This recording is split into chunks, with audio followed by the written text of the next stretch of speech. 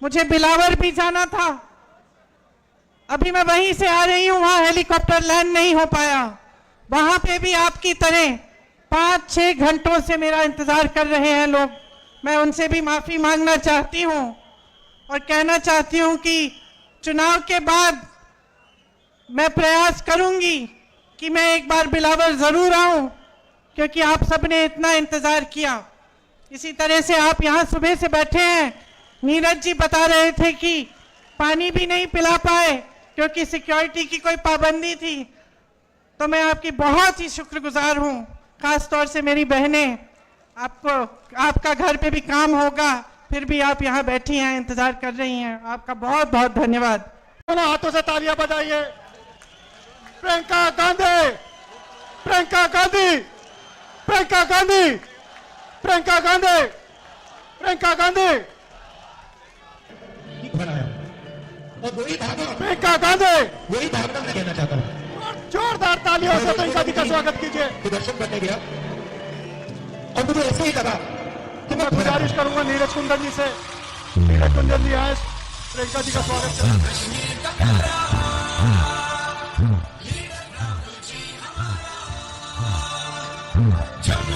धन्यवाद।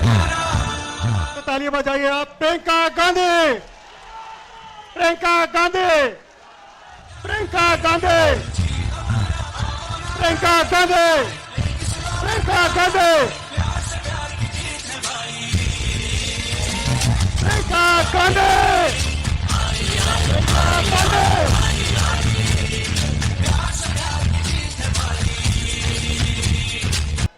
माता रानी की जय। बहुत दिल के पास है, दिल में रखती हूं। यहां आकर इतनी खुशी हो रही है, मैं कैसे बताऊं। आपसे माफी मांगना चाहती हूं, आपने इतना इंतजार किया। मुझे दिल्ली में बताया गया कि बहुत बारिश है, बादल है, हेलीकॉप्टर नहीं आ पाएगा। यहां की फोटो भेजी, यहां तक पानी था। फिर 1-2 घंटे बाद कहा कि शायद मौसम साफ हो रहा है, तो मैंने कहा आने का प्रयास करते हैं।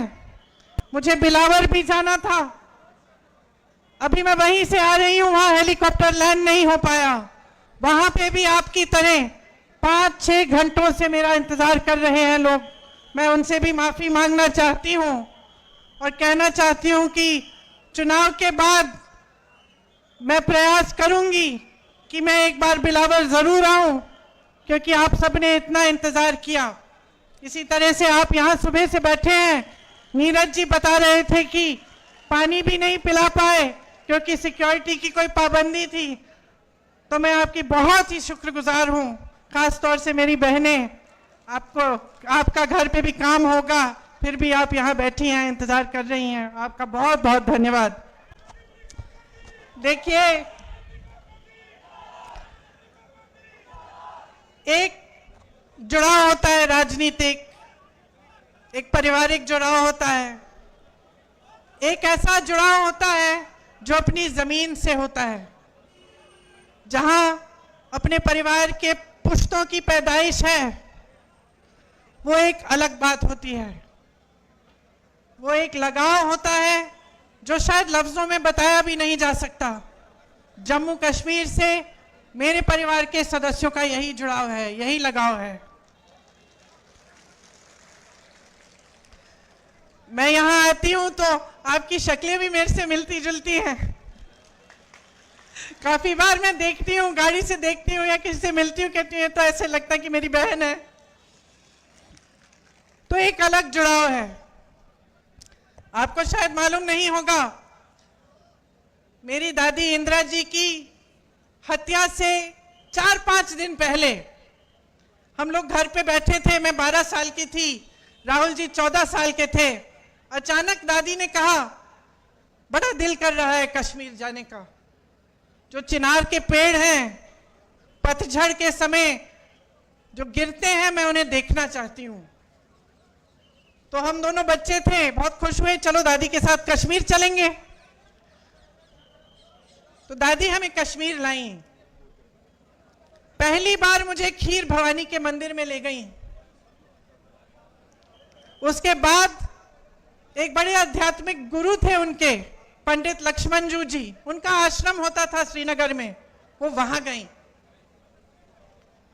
फिर हम दिल्ली आए, 3-4 दिन बाद ही उनकी हत्या हो गई, वो शहीद हो गई। तो अक्सर मुझे लगता है कि कैसा बुलावा था ये, कि एकदम अपनी हत्या से 4-5 दिन पहले अचानक बोली मुझे कश्मीर जाना है। ये अपनी धरती का बुलावा था।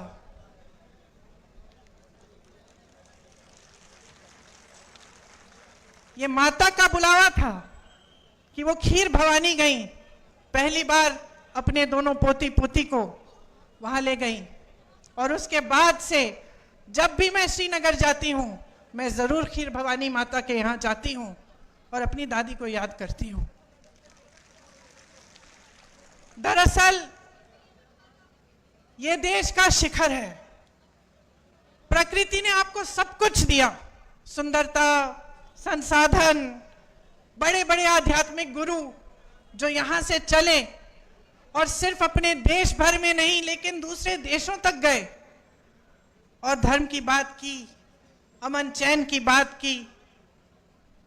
आपके पास सब कुछ था, एक धार्मिक परंपरा, जैसे मैंने कहा, प्राकृतिक सुंदरता, संसाधन।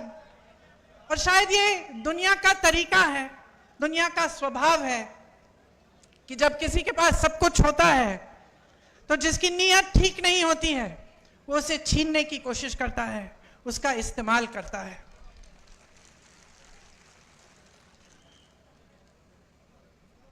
एक तरह से भाजपा के नेताओं ने जम्मू और कश्मीर को अपने राजनीतिक शतरंज का मोहरा बना दिया है। यहां के लिए नीतियां नहीं बनती, आपके लिए नीतियां नहीं बनती। आपके प्रति जो नीतियां बनती हैं वो देश में जज्बातों को उभारने के लिए, राजनीति करने के लिए बनाई जाती हैं। मैं मोदी जी का भाषण देख रही थी, यहां आ रही थी, मैंने सोचा देखूं मोदी जी क्या कह रहे हैं। शायद कटरा का भाषण था। भाषण को सुनते सुनते मुझे ऐसा लगा कि जनता अपने नेताओं से क्या चाहती है। थोड़ी ईमानदारी, कम से कम थोड़ी तो होनी चाहिए, थोड़ी सी सच्चाई, एक कर्मठता, एक गंभीरता कि जनता की क्या समस्याएं हैं, ये नेता समझ रहे हैं कि नहीं समझ रहे हैं। और मुझे उस मोदी जी के भाषण में लगा कि वो गंभीरता ही नहीं दिखी। वो कहने लगे कि 10 सालों से यहां का जो रेलवे स्टेशन है, हमने इस रेलवे स्टेशन को में सुधार हम लाए हैं, इसमें परिवर्तन लाए हैं। मैं सोच रही थी 10 सालों से आप प्रधानमंत्री रहे हैं, आप कटरा आके कह रहे हैं कि मैंने आपके रेलवे स्टेशन में सुधार कर दिया। विकास की एक धारा होती है, जैसे जीवन की होती है। एक समय में मेरी बहनें यहां बुजुर्ग बैठी हैं, वो रोटरी वाले टेलीफोन होते थे, आपको याद है, यूं घुमा के फोन करना पड़ता था। जम्मू से दिल्ली फोन करना पड़ता था तो बुकिंग करनी पड़ती थी, 2-3 हफ्तों बाद ट्रंक कॉल लगता था। आज सबके पास स्मार्टफोन है। परिवर्तन होता है, विकास होता है, रेलवे स्टेशन में सुधार होते हैं। ये कोई बड़ी बात नहीं है कि प्रधानमंत्री जी आकर इन छोटी छोटी बातों पर आपको कह रहे हैं कि देखो मैंने आपके लिए क्या किया। ठोस बात क्यों नहीं कर रहे हैं? मेरे मन में ये बात आई कि जो ठोस बात है, जो जम्मू और कश्मीर की जनता के हृदय की बात है, जो उनकी समस्याएं हैं, उनकी बात क्यों नहीं हो रही है? सच्चाई पर क्यों नहीं उतर रहे हैं हमारे प्रधानमंत्री? कि जब उन्होंने आपसे राज्य का दर्जा छीना तो क्या क्या छिन गया आपसे? वो रेलवे स्टेशन की बात करने से नहीं मिलेगा आपको वापस। वो ये कहने से कि मैंने जम्मू में आईफल टावर जैसा एक ब्रिज बनाया है, वो आपको वापस नहीं मिलेगा। वो आपका हक था और उस हक के जरिए आपको बहुत कुछ मिलता था। अपने जमीन पर हक, रोजगार पर हक, छोटे कारोबारों को मजबूत बनाने का हक, जो सारा आज आपसे छिन गया है। एक एलजी है जो पूरा अपने हिसाब से अपनी मनमानी से राज कर रहे हैं। एक लूट का राज स्थापित किया है, रिमोट वाला राज स्थापित किया है। आपको अपने हक नहीं मिल रहे हैं इस राज्य में। आपकी जमीनें लैंड बैंक बन रही हैं। किसके लिए?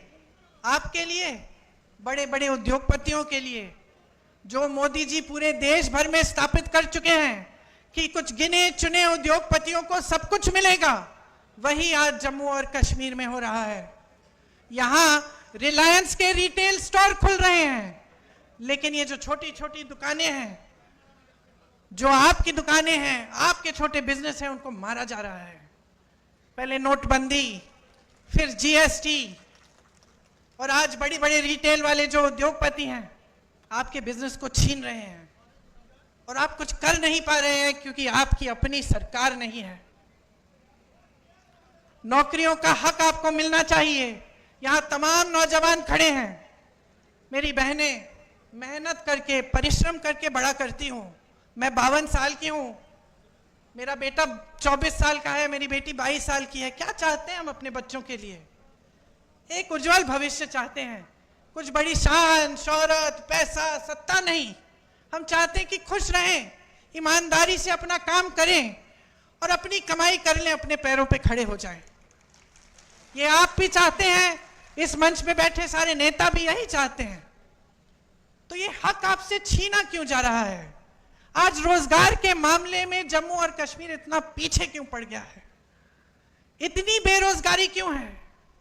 आप परवरिश करते हैं अपने बच्चों की, मेहनत करते हैं, उनको पढ़ाते हैं, लिखाते हैं।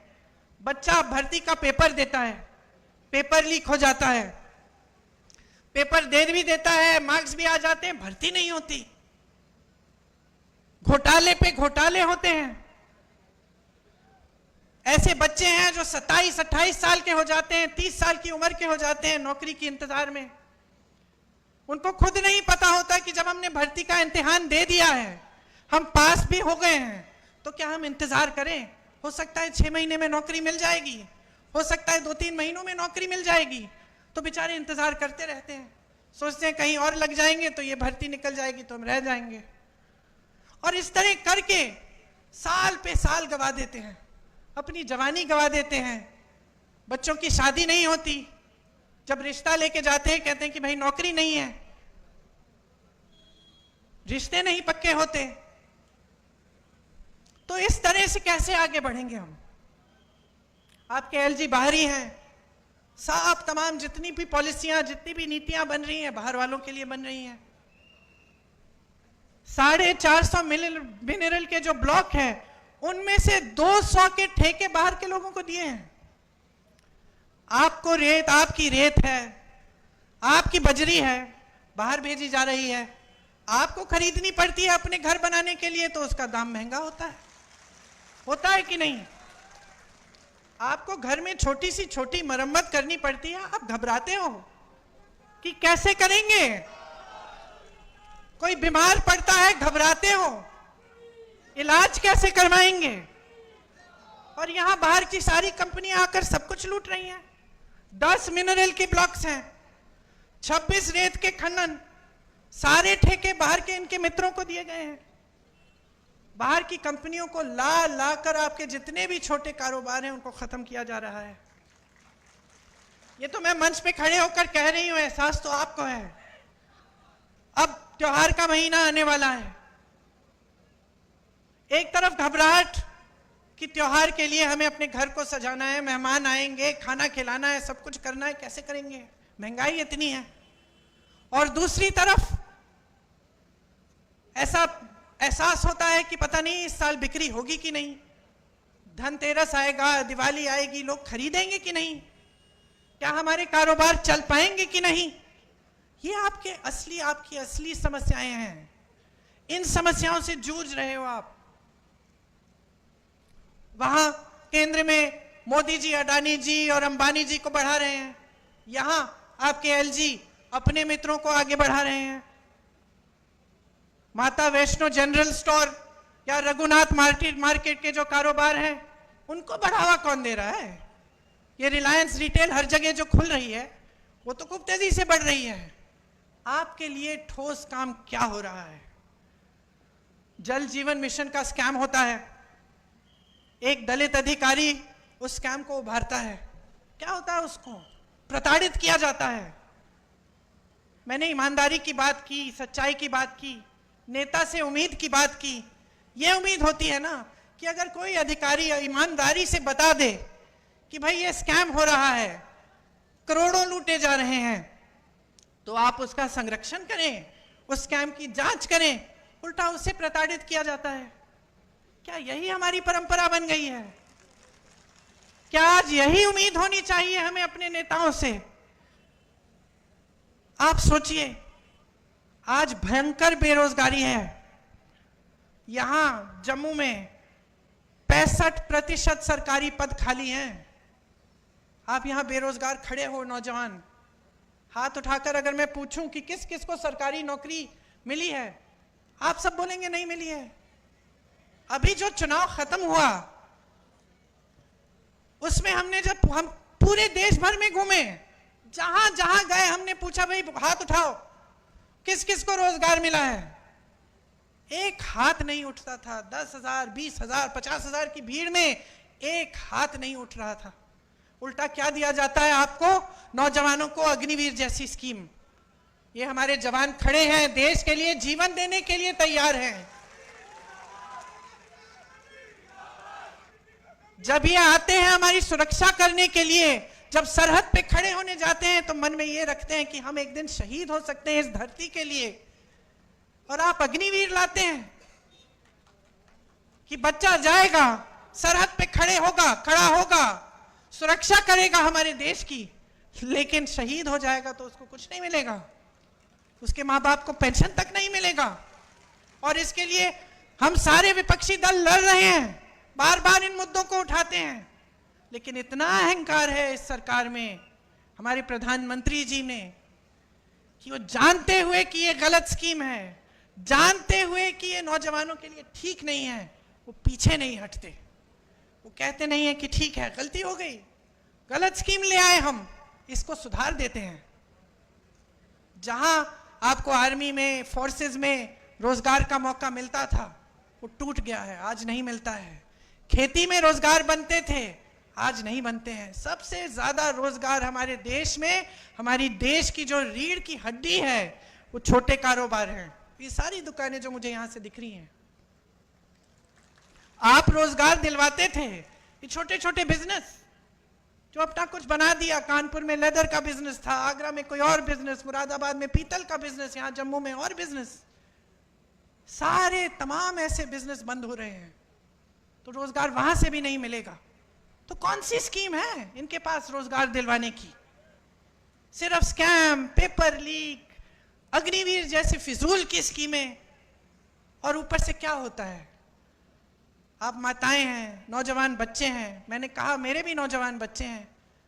जब बच्चे में ये नाउम्मीद हो जाती है कि मेरे भविष्य में कुछ नहीं है, मैं कमा नहीं पा रहा हूं, घर पे बैठा रहता है, तब ड्रग्स फैलते हैं। चिट्टा कितना फैल गया है जम्मू कश्मीर में, कोई बात भी करता है इसके बारे में? ये सारे भाजपा के नेता जो आते हैं, वोट मांगने के लिए आते हैं, आपकी सच्चाई की बात करते हैं क्यों नहीं करते हैं? क्योंकि वो जानते हैं कि इसकी जड़ क्या है। जड़ बेरोजगारी है, बेकारी है। अगर बच्चे को आप नौकरी देंगे, सुबह से शाम तक काम करेगा, थका हुआ घर आएगा, तो कहां इधर उधर देखेगा? लेकिन बेचारा बेरोजगार बेकार पड़ा रहता है, जो ड्रग की माफियाएं हैं उसके लिए शिकार बन जाता है। तो पूरे समाज में, पूरे देश में, पूरे समाज में, खास तौर से यहां जम्मू में, कश्मीर में ये सब फैल रहा है, और इसके बारे में आपके नेता बात भी नहीं करते हैं।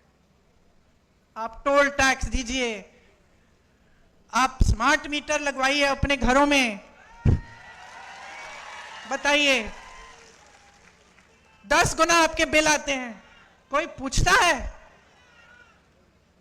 आप जहां भी जाएंगे आपको टैक्स, प्रॉपर्टी टैक्स लगा दी है जो पहले नहीं थी, टोल टैक्स बढ़ा दी है, जगह जगह टोल लगा दिए हैं। स्मार्ट मीटर आप तो जानते ही हैं, आपकी आवाज से पता चल रहा है मुझे कि कितना असर पड़ रहा है आपके जीवन पे। तो आपकी जमीनें छीनेंगे, आपसे टैक्स लेंगे, चाहे प्रॉपर्टी की हो, टोल की हो, कुछ भी हो, ऊपर से जो काम कराने पड़ते हैं आपको रिश्वत देनी पड़ती है। तो कहां के रह गए हैं आप? आपकी सुनवाई भी है इनकी सरकार में? आतंकवादी हमले कुछ कम नहीं हुए इनके राज्य में। यहां पे एक आंकड़ा है मेरे पास, 683 आतंकवादी हमलों में तकरीबन 260 जवान और 170 आम जनता की जानें गई हैं। तो यह भी बात नहीं है कि आतंकवाद कम हो रहा है। 150 सालों से चली आ रही जो दरबार कूच थी उसको भी इन्होंने खत्म कर दिया। एक परंपरा थी, आपको मालूम है, वो आपका गौरव था, उसको भी खत्म कर दिया। तो ये है आपका नया जम्मू कश्मीर। राज्य का दर्जा आपसे छीना। आपसे जब छीना गया तो आपको क्या क्या बताया गया कि इससे बड़ा फायदा होगा। आपका क्या फायदा हुआ मैं जानना चाहती हूं। मैं जानना चाहती हूं आप में से कोई मुझे बताए क्या फायदा हुआ। आपसे जो संविधान ने आपको जो सबसे बड़ा अधिकार दिया था, वोट का अधिकार, समानता का अधिकार, जो कबीर जी जैसे संतों ने, रविदास जी जैसे संतों ने जिसकी बात की थी, वो अधिकार, समानता का अधिकार कि भाई तुम में और तुम में कोई फर्क नहीं है, सब समान हो, ये अधिकार हमारे संविधान में गड़ा हुआ है। ये अधिकार छीना आपसे कि इतने सालों के लिए आप वोट तक नहीं दे पाए। तो क्या उम्मीद रख सकते हैं आप इन लोगों से? सब छीना है, सब लूटा है। मंच पर आते हैं, मैं प्रधानमंत्री के भाषण की बात कर रही थी, 45 मिनट में से 20 मिनट तो मेरे परिवार पे उन्होंने व्यर्थ किए। अब आप मुझे बताओ, अगर मैं यहां आकर 20 मिनट के लिए सिर्फ आपको यह सुनाऊं कि मोदी जी का परिवार ऐसा है वैसा है, आपको क्या लगेगा? क्या लगेगा बहन, क्या लगेगा? यही लगेगा ना कि इस नेता को समझ में नहीं आ रहा है कि मेरी समस्या क्या है, मैं तो अपनी समस्या की बात सुनना चाहती हूं। यही लगेगा ना। और वो वही पुरानी रट लगाए हुए हैं, 10 सालों से हम सुन रहे हैं और 10 सालों से परिवर्तन नहीं आ रहा है, 10 सालों से प्रगति नहीं आ रही है, घुटन हो रही है। खास तौर से यहां जम्मू और कश्मीर में घुटन हो रही है, भविष्य नहीं दिख रहा है आपको। तो मैं आपसे क्या कहने आई हूं, पहचानिए, सच्चाई को पहचानिए। इंदिरा जी की बात की, उनकी लगाव की बात की, एक सच्चाई थी उसमें, एक गहराई थी, वो हम आज तक अपने दिल में रखते हैं। ये हमारी धरती है और आपकी धरती है। आप वहां बैठे हो, नेता मंच पे बैठे हैं, आप अलग नहीं हो नेताओं से। ये अलगपन दूर करना पड़ेगा हमें। आपको समझना पड़ेगा कि ये नेता आपने बनाए हैं। आपको समझना पड़ेगा कि नेता आए आपके सामने, आपकी समस्याओं के बारे में बात करे, तब तक आप वोट मत दो उसे, चाहे कोई भी हो। ये लड़का नीरज मैं इसे अच्छी तरह जानती हूं, संघर्षशील है, ईमानदार है, और सबसे बड़ी बात पता है क्या है? हिम्मत है इसमें, लड़ने की हिम्मत है। जब जब मैंने दिल्ली बुलाया कि आ जाओ धरना प्रदर्शन है, एकदम आया और पीछे नहीं हटा। पुलिस ने लाठी मारी, तंग किया, ढकेला, मारा, पीटा, फिर भी पीछे नहीं हटा। तो मैं अपने अनुभव से जानती हूं कि नीरज में हिम्मत है, लड़ने की शक्ति है और आपके लिए लड़ेगा।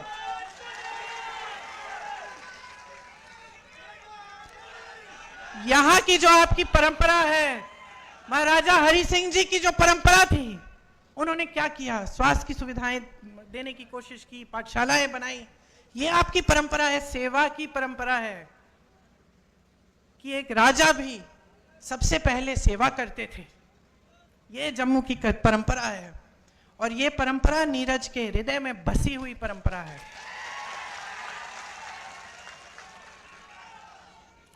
मैं आपसे कहने आई हूं कि नीरज को आगे बढ़ाओगे तो आप अपने भविष्य को मजबूत बनाओगे। नौजवान है मगर समझदार है। इसमें वो विवेक है जो हर नेता में होना चाहिए कि जनता सर्वोपरि है, मेरे से बड़ी है, ये समझते हैं। चुनाव के संदर्भ में यहां आई हूं तो मैं आपको यह भी बताना चाहती हूं कि कांग्रेस पार्टी का एक विजन है, एक नजरिया है आपके लिए, आपके भविष्य के लिए।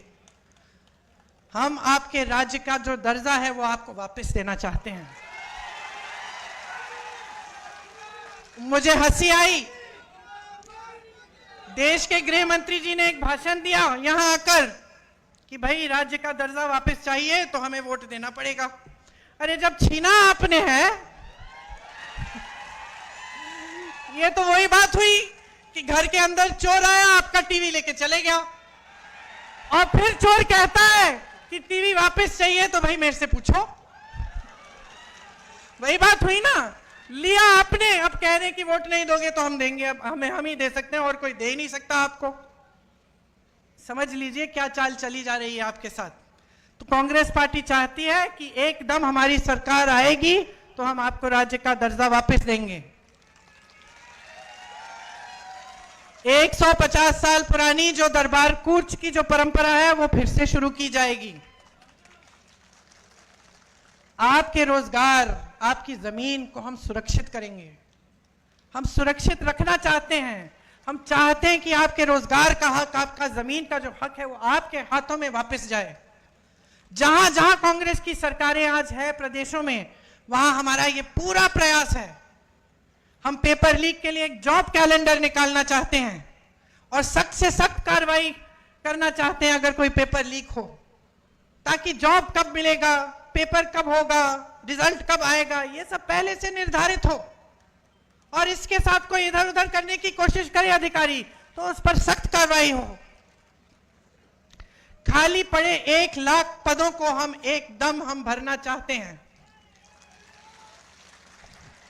बेरोजगार युवाओं को प्रति माह 3,500 रुपए हम देना चाहते हैं ताकि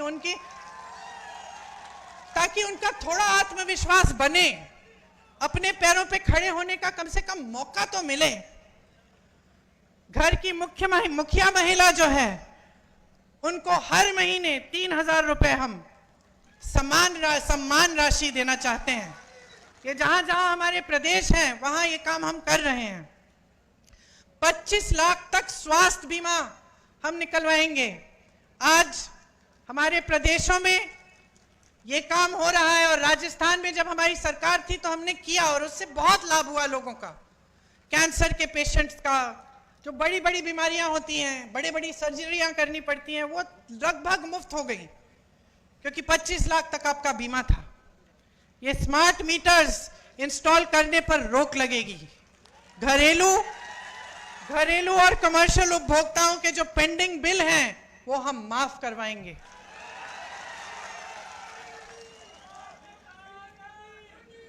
गरीब और किसानों की जो जमीन है उससे बेदखल नहीं किया जाएगा। आपको जो स्वयं सेवा समूह हैं उनको 5 लाख तक का ब्याज मुफ्त कर्ज पे मिलेगा। ओबीसी को संविधान के अनुसार अपना पूरा हक मिलेगा। मनमोहन सिंह जी के समय कश्मीरी पंडित भाइयों और बहनों के लिए शुरू हुई जो रिहैबिलिटेशन पॉलिसी थी उसे दोबारा हम शुरू करवाएंगे। देखिए, यहां आकर बड़ी बड़ी बातें करना आसान है। आपने तो बहुत नेताओं की सुनी होंगी बातें। एक विश्वास की बात होती है, प्रमाण की बात होती है कि ये जो कह रहे हैं कहीं पे इन्होंने किया भी है। तो मैं चाहती हूं कि मेरी बातों पे ना जाएं आप खुद जांच कीजिए। कर्नाटका में क्या हो रहा है, तेलंगाना में कांग्रेस की सरकार है, वहां क्या हो रहा है, हिमाचल में सरकार है, वहां भी पूरा प्रयास रहता है, केंद्र ने राशि बंद की हुई है, जो आपदा को उनको जो राष्ट्रीय आपदा घोषित करना था उन्होंने किया नहीं, उसकी वजह से हिमाचल में दिक्कत जरूर है। लेकिन जहां जहां हमारी सरकारें हैं वहां वहां हमारा प्रयास पूरा है कि जनता के लिए सरकार चले, कि जनता का पैसा जनता के हाथों में वापस दिया जाए, जनता का हक जनता के हाथों में हो। और यही हमारा यहाँ जम्मू और कश्मीर में प्रयास रहेगा। ये मेरा वादा है आपसे। और मैं एक बार फिर से आपको धन्यवाद देती हूँ कि आपने इतनी ध्यान से मेरी बातों को सुना, वो भी इतना इंतजार करने के बाद। बहुत ही शुक्रगुजार हूँ आप सबको, बहुत बहुत धन्यवाद। और जल्द ही श्राद्ध खत्म होने वाले हैं, नवरात्रि शुरू होंगी, त्योहार आएंगे, उसके लिए बहुत बहुत शुभकामनाएं। आप सब भाई बहन हैं हमारे, आपके बच्चे फूले फले, यही हमारी उम्मीद भी रहेगी। धन्यवाद। जय हिंद।